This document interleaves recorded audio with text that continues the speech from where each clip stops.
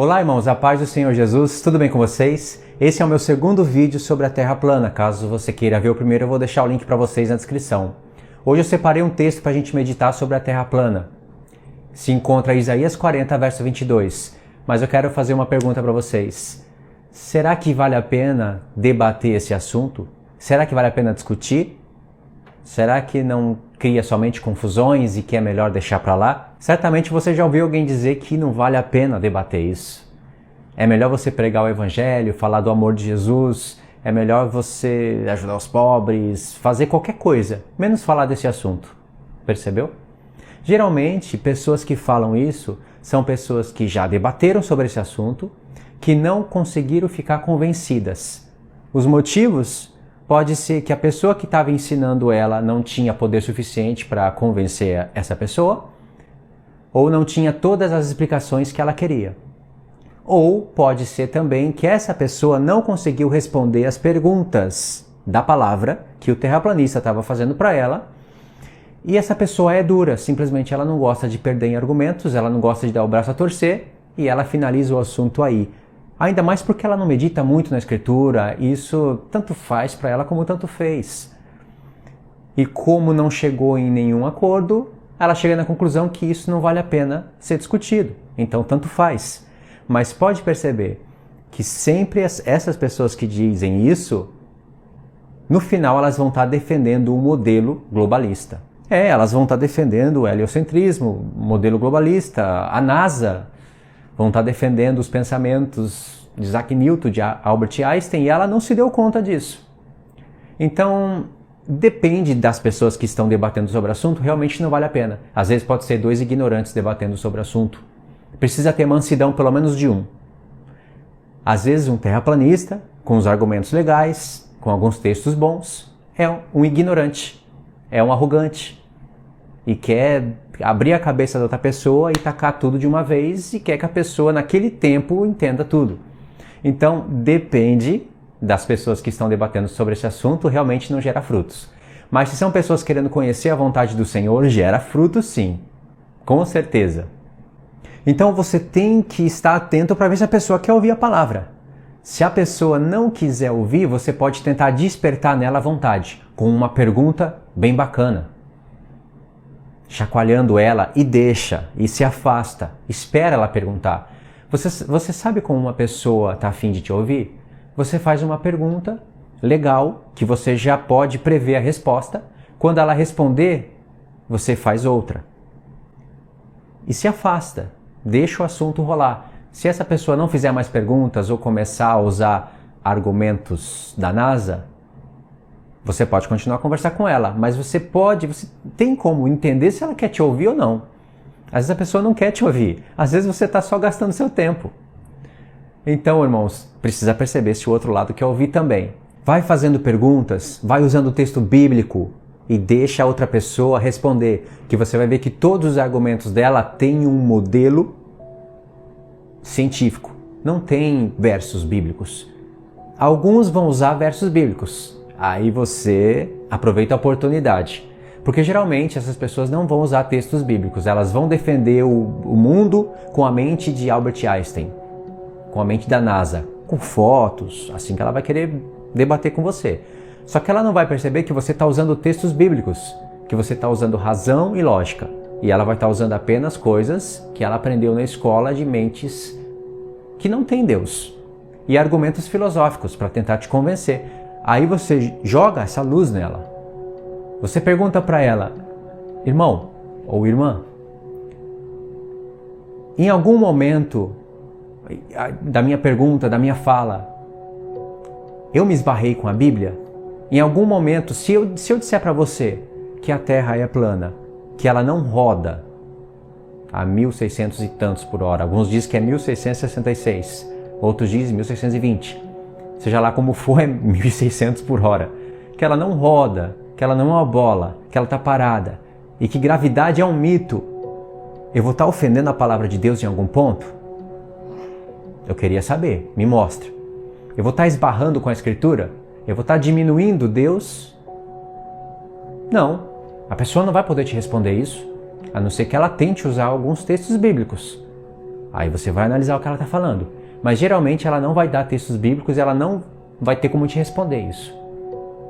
Aí você diz para ela, quando você está falando que a Terra é redonda, que tem gravidade, que agora a gente pode estar em diagonal, de ponta cabeça, que os aviões estão voando, dando a volta no mundo e o mundo girando e todo o universo está girando junto, e mais o que?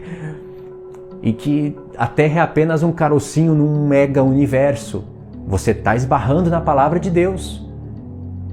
Você está dizendo que a criação de Deus é assim porque Einstein disse que é assim. Porque a NASA está dizendo que é assim. Aonde Deus disse isso? Ou seja, você pode crer na ciência, você vai falar para ela, até o momento em que ela não se esbarra com a Escritura. Se esbarrou com a Escritura, dá licença, vai para lá. Não é a palavra de Deus isso. Se Deus não abre a boca para dizer, no princípio criou Deus os céus e a terra era sem forma e vazia, havia trevas sobre a face do abismo, e o Espírito de Deus pairava sobre as águas, e Deus disse, haja luz, houve luz. Aí Deus fez separação da luz e das trevas, e chamou chamou Deus a luz de dia e as trevas de noite, etc. e tal. E depois Deus fez a separação das águas. Não, primeiro ele colocou um firmamento, e separou as águas de cima com as águas de baixo. E o firmamento ele chamou de céu. Então ficou águas em cima, águas embaixo, e as águas de baixo ele separou e apareceu a porção seca. E as outras ele chamou de mares. Se Deus não fala isso, nós estaríamos crendo que nós viemos de uma evolução, de um Big Bang, dos macacos, de uma lagartixa, de uma tartaruga. Nós estaríamos falando isso hoje, graças à NASA. Então eu tenho que olhar para a criação no modelo da palavra de Deus. Se vocês forem estudar a palavra de Deus, que é suficiente para todas as gerações, não foi suficiente para Isaac Newton, embora ele tivesse acesso. Não foi suficiente para Albert Einstein. A palavra de Deus, explicando como foi tudo no princípio, não foi suficiente. Eles tiveram que buscar resposta numa maçã que caiu de uma árvore. Tiveram que buscar respostas na ciência, que é uma serpente. A ciência de hoje é uma serpente. Então, Deus deixou. E aonde você acha que eles vão parar, se a palavra de Deus não foi suficiente? Mas para nós, a palavra de Deus é suficiente. E se você for estudar Gênesis, só Gênesis, como Deus criou as coisas, não vai sair uma terra redonda de maneira nenhuma. Uma bola, muito menos girando a 1.600 por hora. Não tem nem como detectar isso a 1.600 km por hora. Quem foi que detectou isso? Quem foi que mediu o planeta Terra para ver ele girando? Quem conseguiu fazer isso? Não vai sair as águas presas, as toneladas de águas presas numa bola giratória, e muito menos a gravidade.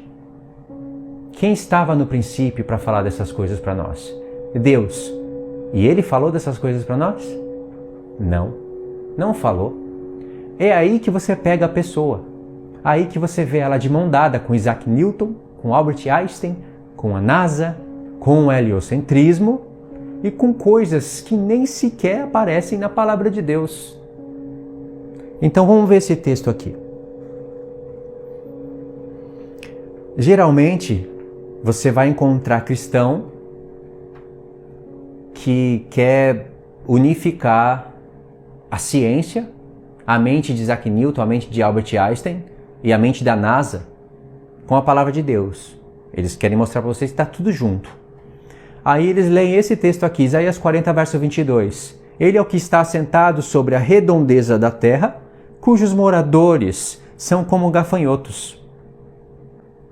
É ele quem estende os céus como cortina e os desenrola como tenda para neles habitar. Aí eles dizem, tá vendo? A redondeza da terra. Deus está falando aqui que a terra era redonda. Vamos meditar um pouquinho nesse texto.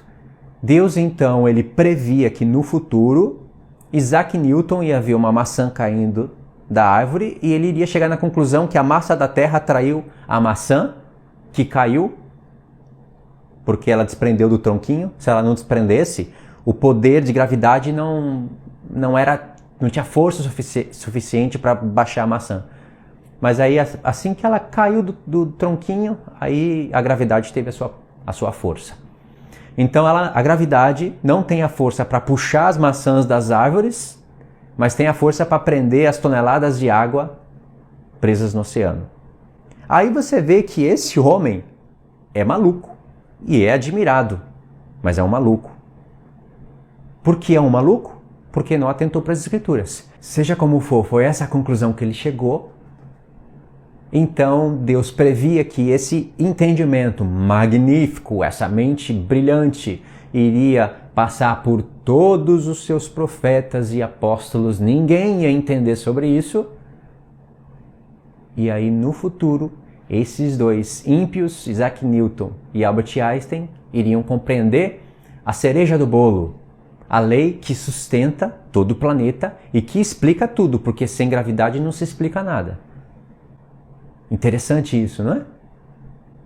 E aí Deus querendo confirmar a mente desses dois homens, deixando Davi, Salomão, vamos pular diretamente para os apóstolos, nem Jesus, nem Paulo falou sobre isso, e esses homens iriam falar de maneira brilhante.